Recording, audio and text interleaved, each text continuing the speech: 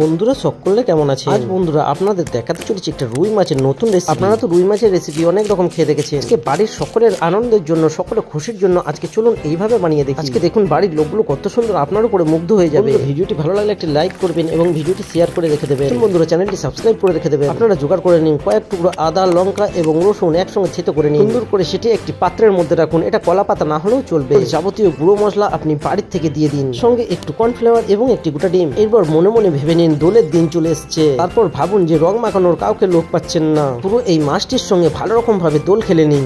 রঙে এই কেমন ভূতের মতো হয়ে গেছে। এবার একটি বড় পাত্রের মধ্যে তেল গরম করে এটিকে স্নান করানোর জন্য এই তেলের মধ্যে ছেড়ে দিন। ভালো করে এটিকে আধা ঘন্টা ধরে ভালোভাবে স্নান করান। স্নান করাতে গিয়ে দেখে হিতে বিপরীত হয়ে গেছে, রং তো ওঠেনি বরং এটি খাওয়ার উপযুক্ত হয়ে গেছে। যখন এটি খাবার উপযুক্ত হয়ে গেছে উপর দিকে একটু লেবু ছড়িয়ে এবার বাড়ির লোকেদের সার্ভ করুন। দেখুন আপনাকে বাহবা দেবে এবং মাথায় তুলে নাচবে। এবার ঝটপট করে একটা লাইক করে দিন।